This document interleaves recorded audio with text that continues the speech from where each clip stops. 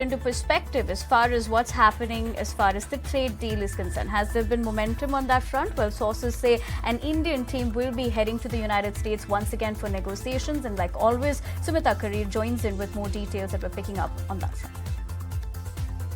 Absolutely, and we're given to understand from sources that India is still trying to finalize a deal so far as its trade deal with the United States is concerned. In fact, sources have also told ET now exclusively that an Indian team will be traveling soon to Washington, D.C. Remember, just a couple of days back, in fact, just about 10 days back, Chief Negotiator Rajesh Agarwal traveled with his team to the United States just before the July 9th deadline. But the July 9th deadline is well past, but still negotiations are on. We're given to understand from sources these are happening virtually. And in fact, what sources are also suggesting is that these negotiations with respect to the mini deal, the interim trade deal, and of course the BTA, which is the first tranche which is expected to conclude by fall this year, these negotiations for these two various deals are happening simultaneously.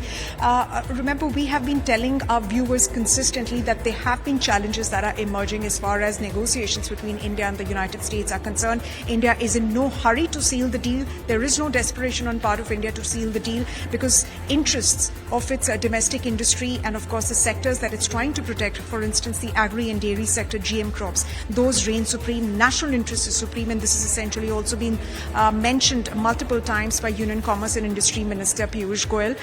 And of course, as far as the latest on tariffs is concerned, we do know from Donald Trump's truths or tweets, as they are called, he has, of course, slapped a 50% tariff on Brazil for the way former leader Jair Bolsonaro was treated. Remember, he was ousted in a coup in 2022 for trying to cling to power. Other than that, he also issued letters last night for several other countries. And like I said, the tariffs go all the way up to 50%. A day before that, he also issued letters to 14 other countries. And of course, he's proposed